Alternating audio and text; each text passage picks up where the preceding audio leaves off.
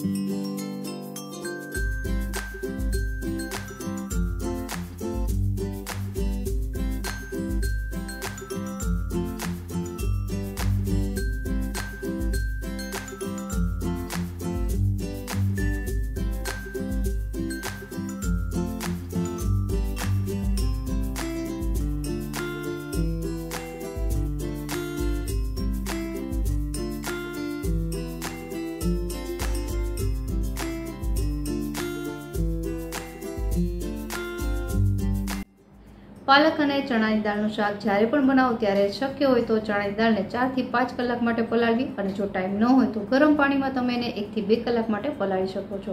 कारण के जो दाळ सारी रीते पलळेली हशे तो शाक छे सरस बने छे।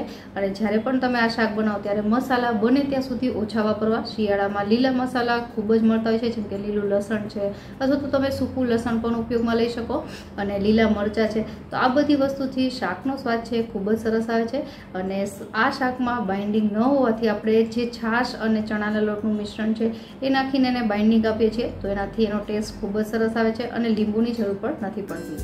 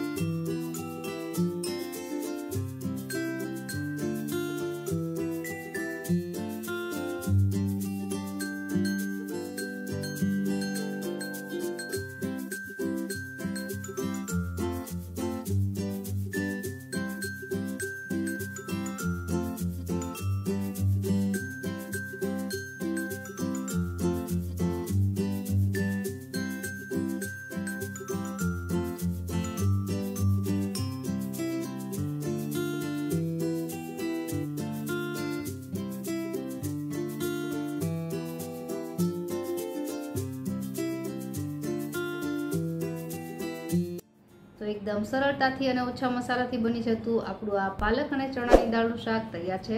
આશા રેસીપી જરૂરથી પસંદ આવી હશે અને રેસીપી પસંદ આવી હોય તો વિડીયોને લાઇક અને ચેનલને સબસ્ક્રાઇબ કરવાનું ના ભૂલતા।